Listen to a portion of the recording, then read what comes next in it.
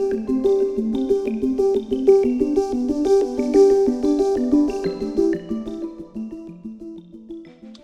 there, I'm Patrick Donegan with TrustTalks. Welcome to another Trust Talks talking about telecom security with Adaptive Mobile Security.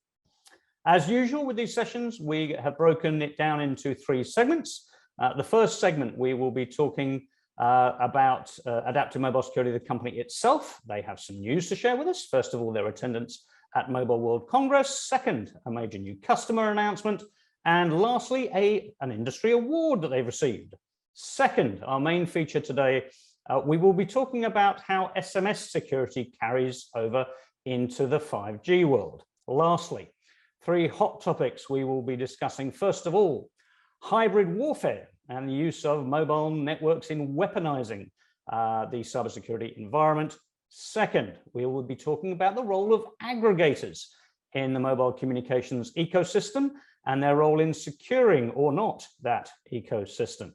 Lastly, we will be talking about the role of government in critical telecom infrastructure, the role that regulations and government mandates may increasingly play in securing the mobile network environments that we all love and enjoy on a daily basis. So to our first segment, a bit of Adaptive Mobile Security news. With me, joining me any second now, I hope, is Brian Collins. Brian is, of course, Senior Vice President with Adaptive Mobile Security. Good morning, Brian. How are you doing? Patrick, how's it going? Good Very to speak well. to you again. You too. What news do you have to share with us this time? Yes, what incredible excitement we have here. A number of aspects related to the company. Patrick, we were delighted to win the security category in the recent Fierce Wireless Awards. I mean, it's an endorsement of what we do. And we're always grateful to be recognized by our peers in the industry. We don't get carried away with any of these, but it gives us an indication where we're pointing in the right direction. Second, obviously, end of February, early March, traditionally MWC shows up on the horizon, and we look forward together with our group company, Enea, to darken the doors of Barcelona. And listen, we're optimistic that it will be a good showing. It's been a couple of years since it's been in proper place, and we look forward to seeing our customers and our colleagues there. Within the confines of the show, we've been selected for the best security solution on the Glomo side. So we'll see how we go there. Once again, we don't want to be defined by awards as a company, but it's a clear indication and possible endorsement, further endorsement of what we do. And I suppose most importantly to me is the person who heads up the security unit within Enea is a big customer win, which we're announcing on this medium, which Digicel have selected Adaptive Mobile Security to protect all their subscribers in their 27 markets in the Caribbean. So on the signaling side, we're delighted with this opportunity. It's a clear clarification that Digicel are going to differentiate themselves in making their networks the most secure in the region. And we're very close to going live, and we look forward to providing the insight and the relevant intelligence to Digicel to show them that they are the leaders in those markets. So it adds another 27 countries to our footprint. So that's what's up to date with Adaptive Mobile Security. Terrific stuff, and a nice place to go and visit customers from time to time, Brian. Yeah, absolutely. I have had to embargo some people who want to go to Barbados, particularly around Christmas time. But listen, I'm sure we will all manage a trip out there in due course. Terrific. All right, so to the second segment, the topic of the day. I'm going to be talking now with Cathal Mc Daid, who should be popping up any minute. There he is. Hi, Cathal. How are you? Hello, Patrick. How are you doing? Very well indeed. Nice to see you. Cathal, as you may know from previous Trust Talks or other encounters in the industry, is the CTO of Adaptive Mobile Security, and Cathal and team have been doing a lot of very interesting research into SMS in 5G. How does SMS carry over into 5G, and how, most importantly, does the security profile of SMS carry over into 5G? So, Cathal, Well, let us know in the first instance, how is SMS being carried over in 5G? I guess before we talk too much about security, what does that look like? Hi, Patrick. Yes, even before getting into security, I think a lot of people are quite surprised with the idea at all that SMS is in 5G. I mean, in their minds, most people's minds, 5G is this very new, bold leap forward when it comes to technology. So why are we still having a technology that's been there for the last 20 years? So basically, SMS is still in there. It's still in the 5G specifications because it's very, very standard. Everybody is very, very used to it. And there is, I mean, when you look at it, mobile operators are not going to switch off a technology which is in widespread use by every single mobile user around the world. Right. It's still the simplest way to communicate. It's still used, and especially what we've seen a lot over the COVID period of time, it's used especially now, not so much for maybe people-to-people messaging, but from what we call application to people, A2P type messaging. So yeah, we've all during COVID received possibly text messages telling us there's going to be delivery at our house, or there'll be delivery or notifications about COVID results and so on. And this is where SMS is really one of the ultimate communication mechanisms, because every single mobile phone supports it. There's no issue with apps or any other type of barrier. It is really, really simple and plain, and that's why it's staying in the 5G standards. Yeah, I mean, it's interesting that the operators themselves don't make that much money out of it, but a lot of other folks do, right? Yeah, I mean, there's a huge ecosystem which is built up around the SMS environment, if you can put it that way. Even you can see there's a lot of companies. There's been a lot of movement in the space in America, in North America, in Europe, about different companies which have done really well out of SMS, sending SMS on behalf of small companies and getting those small companies involved and giving them access to sending text messages. So there was no way when it came to SMS that this was going to remove. Now, SMS in 5G is a little bit different. There's actually two different ways of doing it. It's one, they've kept the old system. They've simply copied and pasted, if I could use that word, into the 5G standards. Also, they've put in a different way of doing it as well, that they've sent it using the IP channels. But the end result of a simple message that we send to your handset essentially remains the same. And of course, as well as that, I mean, our paper does cover a little bit as well that there's other technology, RCS, which has been around for quite a while as well. People mightn't realize that it has always been seen as something for the future. It's never quite replaced SMS, but it's still an option that people and companies can use in the 5G standards going forward. So, as you say, you guys have written a paper. Are we providing a link to this at the end of this session? Absolutely, will be, yes. I mean, okay. And the good thing about the paper, to jump forward into it, essentially on the security side, is that we are really one of the first people to look at what are the security implications when it comes to SMS in the 5G ecosystem. So, at a high level, 50,000 feet, what are those core findings? Just like I said, there's been something of a copy and pasting of the SMS functionality into 5G. We are essentially seeing that all the issues that we see today when it comes to SMS security are also present in the 5G world. Right. So if people were expecting that they're not going to receive any more spam text messages, that isn't going to happen because the 5G standards have simply copied and pasted the same mechanism in here. And this is interesting, I think, from our perspective, in that when people think of possibly cyber attacks or telecom attacks, they're thinking possibly of exotic types of attacks. But the two attacks that most people will encounter involving mobile networks are spam text messages and robocalls. And spam text messages in particular, these are essentially going to be the same type of situation. There's no change in the standards to try to make them harder or not.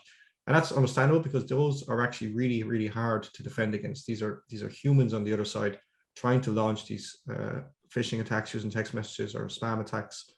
And it's not just a situation of somebody specifying in the new 5G standard, these attacks won't happen. It takes a lot more work than that to actually stop and prevent these. Right. So from a spam and robocall perspective, it sounds like regrettably, miserably, it's going to be business as usual as we get into 5G. Are there sort of new, unique types of threats that we'll see as a result of SMS running over a 5G network that we haven't seen in the 4G world? It's very likely, and the reason we can't say for definitive is because we don't really have real 5G networks interconnecting out there yet in the right. world. But when we've done our research and when we've looked at this and what's covered in our paper is that it's possible that because in the 5G world you have this idea of certainly the networks are much more complex, and you got this concept of slicing and giving access and so on. Yeah. That if you were to give access inside the 5G network, then it's possible that if this access was compromised and somebody did something that they shouldn't have done, then they could start to execute types of attacks. They could try to possibly intercept SMS within the network. And so in theory, if this is something that operators go down the road of, given this sort of slicing type of access to the innards of their mobile networks, then you could potentially have new types of attacks. The fact is that 5G networks are more complex, and it's my belief that anytime you add complexity to a system, you never invariably increase the possibility of something going wrong or some sort of hole being left open. And so when you make something more complex, then there's bigger possibility that attackers will find a hole and try to use it. Mm-hmm. So there's a risk of different threat vectors, but we just can't really predict what they are at the minute. Yeah, but we can make some good and accurate assumptions. Like, for example, I mentioned 2 or 3 times is that they've simply copied and pasted some of the older SMS functionality. And I literally mean that in 5G networks, there is actually going to be a component in there which essentially interfaces into 3G and 4G networks. So when you do SMS over 5G, if you try to send a text message to an operator in another country, it's not actually going to go over 5G, it's going to go over 3G or 4G. They've kept a lot of the same technology and paths. Right. So we can still say that, okay, we know the attacks exist on those bearers 3G and 4G, so we can expect the same thing in a sort of hybrid or combined type of network.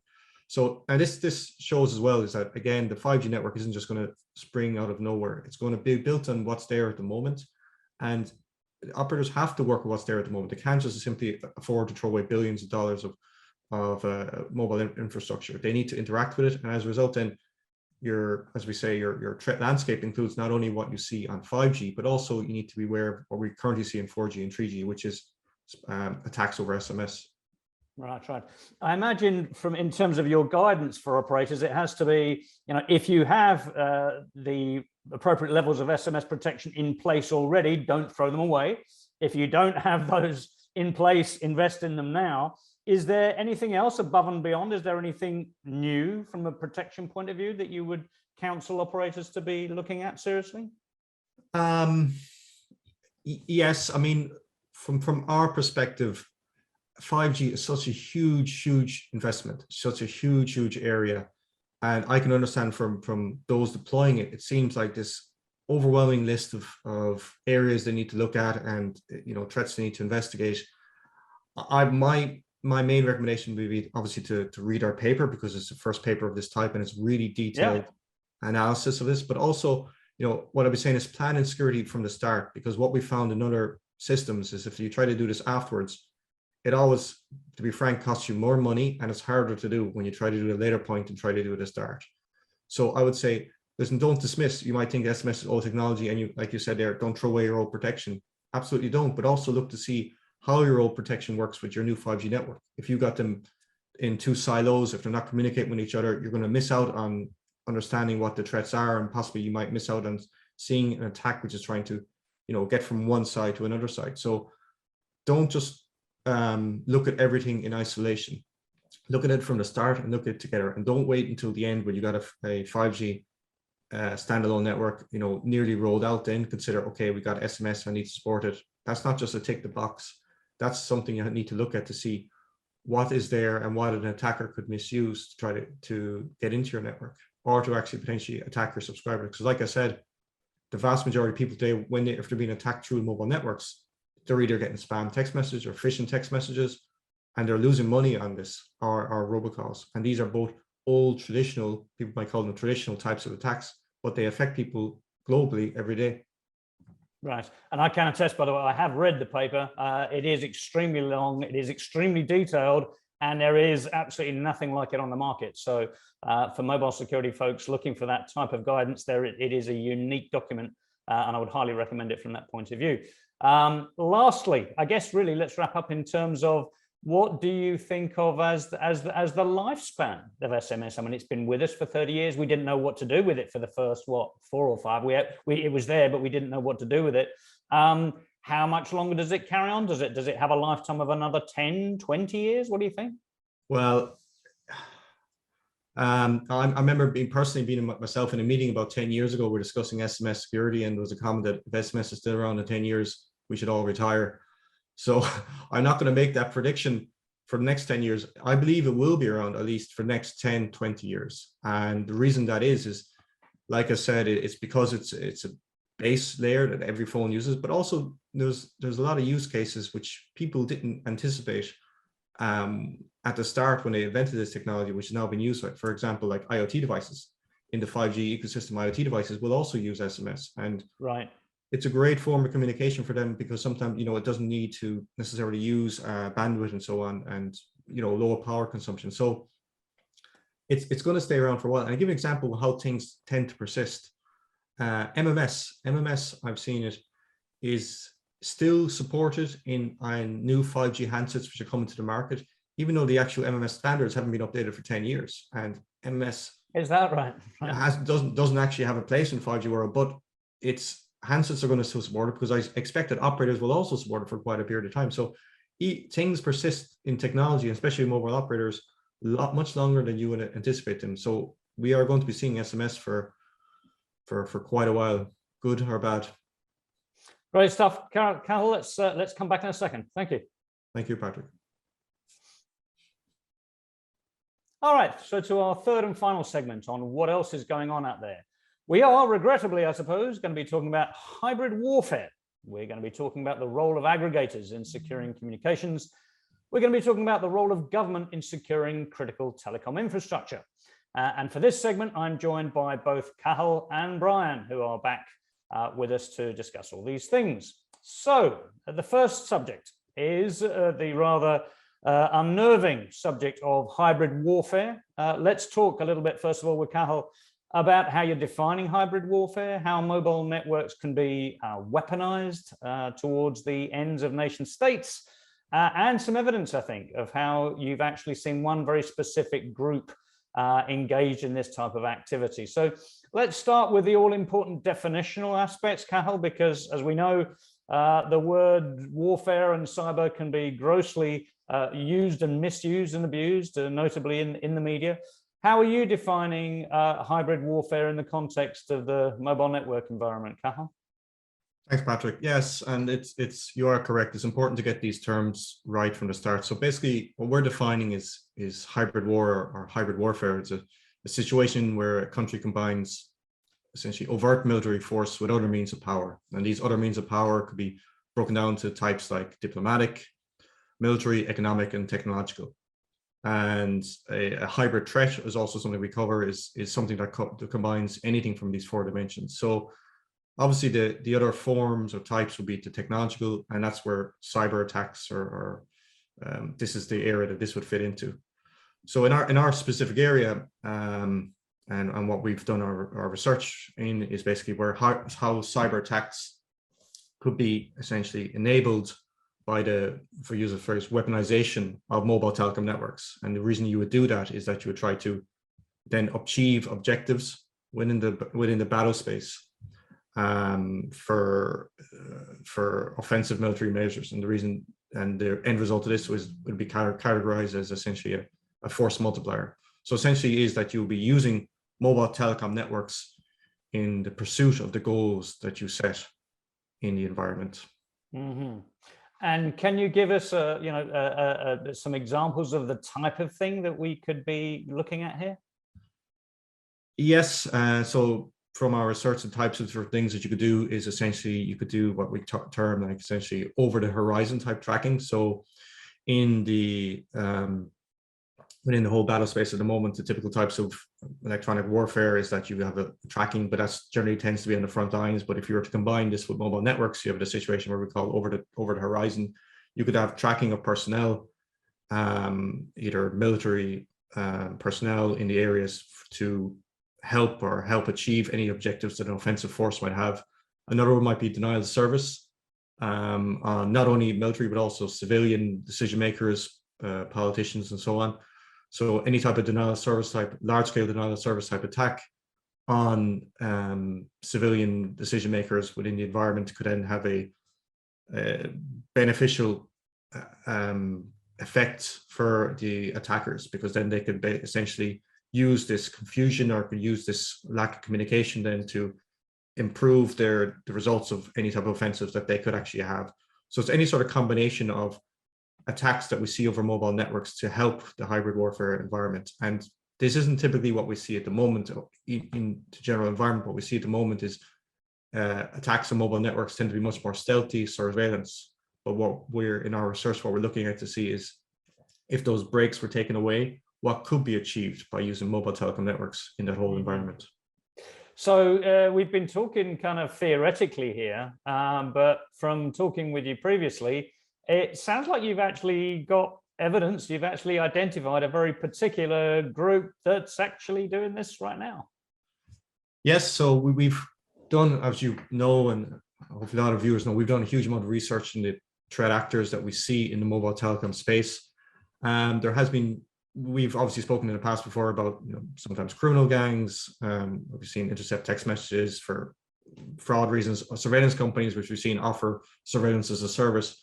But actually what we've been researching and following is basically a particular signaling threat actor, which we call a platform, which our intelligence has attributed to likely have Russian direction and control. And so what we've been looking at is we've categorized their activity in the past. We're also looking at their activity at the moment in that they've gone into a type of a, what they perform is occasional reconnaissance, making sure that they still have capability in place. They normally have large bursts of activity and they can go very, very quiet for a large period of time. And our research and our understanding, our intelligence leads us to believe that, like I said, that this is a threat actor which is likely to be used in any type of potential situation. And does this threat group have a name? And if so, do you want to share it with us, or do you want to keep it to yourself for now? No, I mean, it's like I said, the name we've given to this is Hidden Art. Right. There's reasons behind that. When we've observed it, it tries to do a unique type of camouflage, or use that way. Us, like many other cybersecurity companies, we normally give names to threat actors once we observe them for a while. It's much easier to remember 1001. So that's the name we've given it because it does do a form of obfuscation of actually where it came from and actually how it's used. But like I said, we've done a lot of research over we've been following this threat actor for many years, and we're quite confident of its origin and of its usage. So this is the name we've given it, and like I said, we've covered this in our research, and this is the type of activity that we've potentially associated. And the research that we've done is basically covering to see how an actor like this could potentially something like this could potentially be used to help or, you know, enhance any type of activity which might be done in this area. We're going to go to the second item here, the role of aggregators in securing communications. Now, we've seen in recent months, for example, an IPX carrier like Cineverse announcing that it suffered a very, very substantial breach.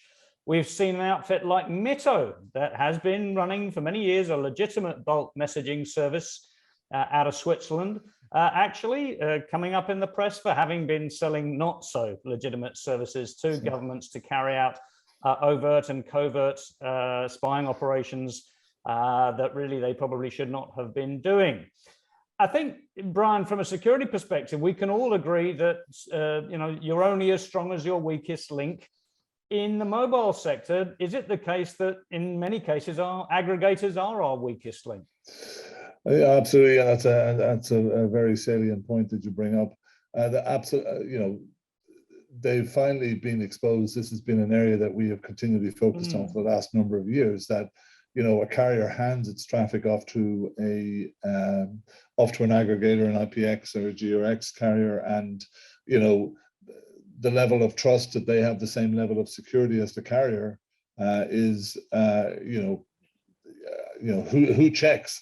Because this concept of trust, as we've always said, trust is not a security strategy. It's not a national security strategy. It's not a personal security strategy. Who can you trust? And really, Patrick, there is no surprise with these exposures that have gone on. I think everyone was shocked that Cineverse came out with their hands up with regard to a hack on their network, which went on for a duration of 5 years. Right. And it was compounded when they stated that the hacker appeared not to be financially focused, which immediately points it to a nation state. Yeah. So, having been involved in security business and telecoms for 30, 35 years, that would suggest to me these guys got everything. And that is, as you know, Cineverse, provide a vast number of services, both externally and internally to the US. So someone has got a truckload of data. The Mito one is probably a bit more sinister. Mito, yeah. Mm-hmm. Yeah, a company with a Swiss incorporation, but we believe operated more out of Serbia. There had been many rumors going on. It looks like the data allegedly puts them in a position they were selling that data, or an individual within the company, because there seemed to be whistleblowing ongoing, was selling data to a Middle Eastern security agency. And I see Google have been drawn into the mess as well, Patrick, insofar as they were using Mito as one of their key partners regarding authentication for Gmail accounts. But to be honest, there's no surprise. I mean, aggregators are a key and a very weak link in the telecom transit supply chain, and they are being exposed for that. Mm-hmm. So yeah, I mean, a key message being, it's all very well worrying about the security of network infrastructure providers, all very well worrying about the security of the chips that go into those network infrastructure providers. But if the folks on the back end, on the aggregation layer, are getting in at that end, that's we're none the wiser, none the safer. And there's so many, as you say, there's so many threat vectors, be it the phone, be it the network, be it the aggregator, be it the chipset, be it, but it just goes to show how great a focus for national security agencies, for criminals, for fraudsters, that telecom data is, because, your phone is in most cases linked to your bank.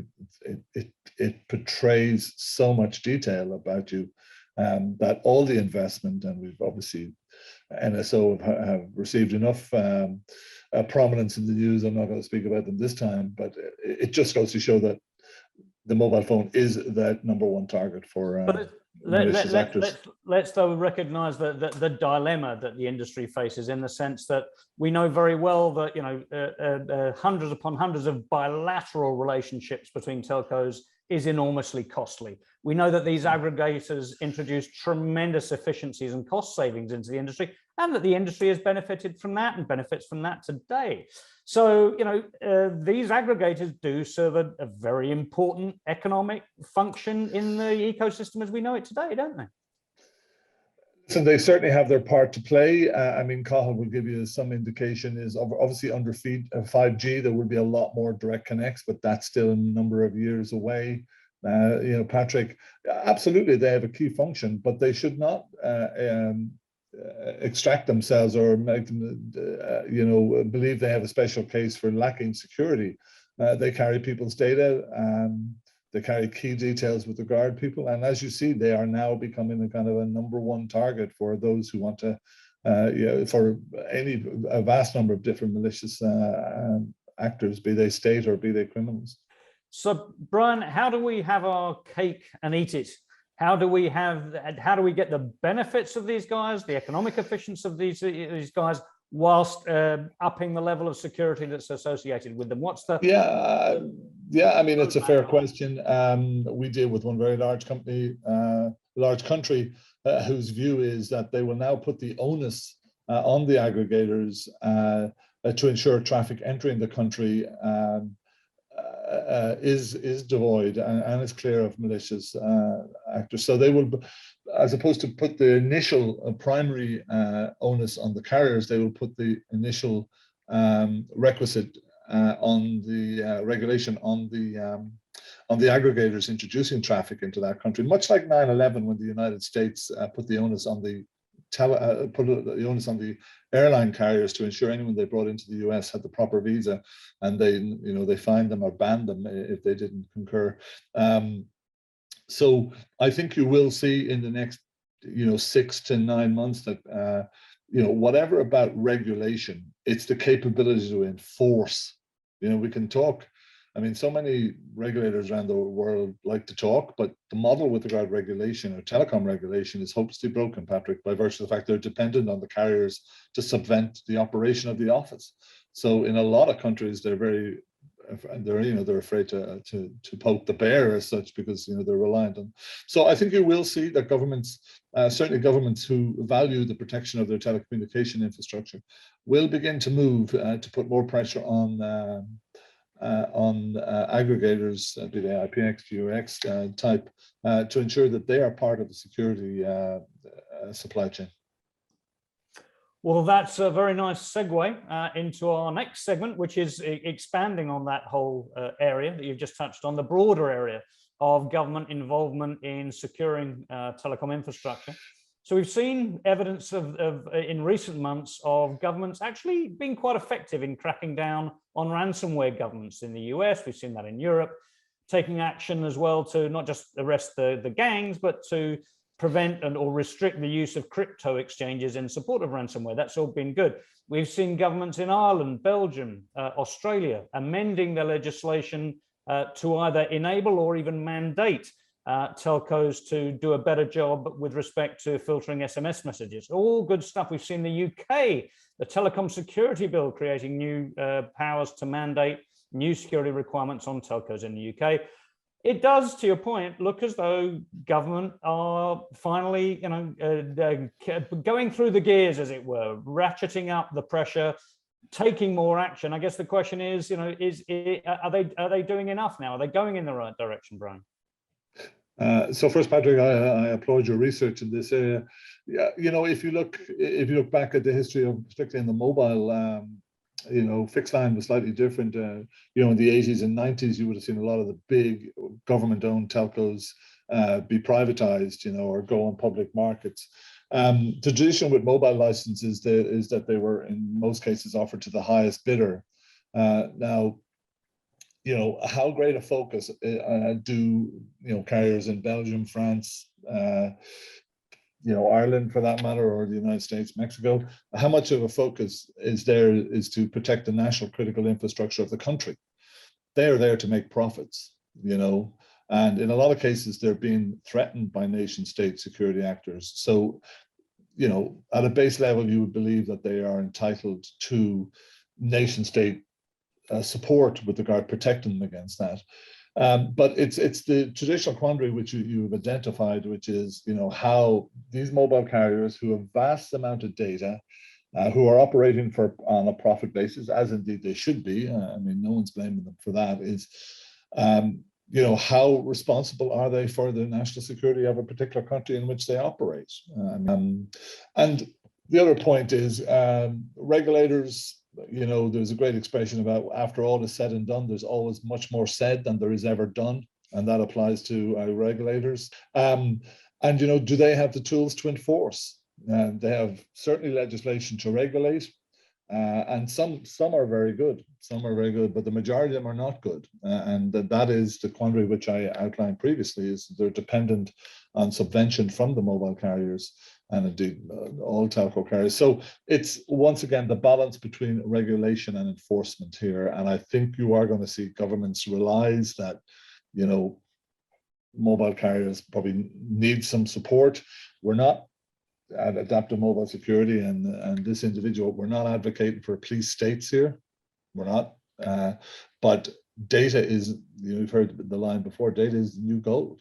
That's why everyone is trying to acquire it, be it Google, Facebook, some nation state agency, criminals, they wanted to steal your identity. And your mobile phone is the quickest route to that. From that aspect, we believe, and certainly I speak to governments, I speak to regulators on a regular basis, they accept that there's a gap in the security. What we've just discussed with regard to the aggregators being exposed is just the first step. So yeah, I strongly believe that there will be a significant advancement of different strategies to protect countries. Let's talk a little bit about the ultra reliable low latency communications, URLLC in 5G. Now that's a very particular area. It's on the way. It's not rolling out yet, but the intent is that you know, we're at a time when cyber threats are posing an increasing threat to critical infrastructure. We've seen water facilities, energy companies, hospitals, schools brought down, and you know, real havoc created for them. Food supply, in the case, just in the course of the last year. Just at this point in mobile land, we are inviting these critical sectors of industry to expose themselves to, yes, all the marvels of the 5G hyperconnectivity, but yes, all the risk as well. So I guess, you know, on a scale of 1 to 10, where do you think governments on the whole are in terms of having an understanding of what the security requirements are for those URLC use cases? Not just governments in terms of the telecom sector, but the individual regulators of the water industry, the power industry, the transport industry. Where are they in terms of understanding what the security requirements are going to be if they're going to let the participants in their sector connect to 5G in the way that URLC expects? Yeah, once again, a very relevant question. I'm no expert on URLC, and I mean, obviously, one of the greatest selling points of 5G is, you know, the low latency. It's absolutely inherent upon us all, Patrick, yourself, Cathal, all our team, and everyone in telecoms, to make sure that the mistakes of 4G are not repeated in 5G. And I think you could argue that we're beginning to see, you know, private ambitions are beginning to exert themselves at the standards bodies to suit certain players in this space. The governments have become more alive, I would have to say, and of course, in democracies they change on a regular basis, and different focus, you know, different priorities come into play. Obviously, we saw them unite to a certain degree with regard to the Chinese technology question, which still rumbles on today. In 5G, obviously, the big issue is one of the key tenets of business plans is for carriers to retrieve their investment in 5G is the whole area of slicing. You know, how secure is that going to be? Is the carrier going to guarantee that while you're using a slice in their network, you will have full security coverage, or is that going to be left to the people who are actually taking the paying for the slice from the carrier? So there's areas like that. The other area, which of course hasn't been touched on, is encryption, and that probably deserves an entire program. But I think we are coming to a key decision point with regards some of the we speak to a number of carriers. What is interesting, and I'm sure Cathal will confirm, and some of our other team, is they all seem to have a different view of what 5G is going to bring, and you know, that's good because that drives innovation. But if you're spending a couple of billion on spectrum and infrastructure equipment, you want to be pretty sure it's going to make a change and people are willing to pay for it. And I think we're only now beginning to see 5G cores be deployed. Last question. Presumably your guidance to the operators with respect to regulation and government involvement is, don't just sit back and let it happen. Get in front of the curve, understand it better than they do, feed them what you understand and know in order that you're ahead of the curve and making sure that they do a good job. Yeah, I mean, obviously, I would recommend that. I mean, they have to protect the privacy of their subscribers as well. But yeah, I mean, the government have to share some of the financial burden of protecting the national critical infrastructure of a country. It shouldn't be all at the door of the mobile operators. So, you know, there is significant resource now being applied to extract data from countries to ignore the privacy of subscribers, and that requires a government response. So yes, I would encourage mobile carriers within their own remit, you know, to embrace any assistance they can get from governments to help protect them. Very good. Thanks, Brian. That concludes another edition of Trust Talks. It's been a great pleasure. Thank you very much indeed, Brian and Cathal, for participating. Thanks, Patrick. Good to speak to you again. I will see you both again next time. And in the meantime, you should any minute now on your screen see a link to the new Securing SMS in 5G white paper that Cathal talked about earlier on. That's it from me. Thank you for joining us and hope to see you next time.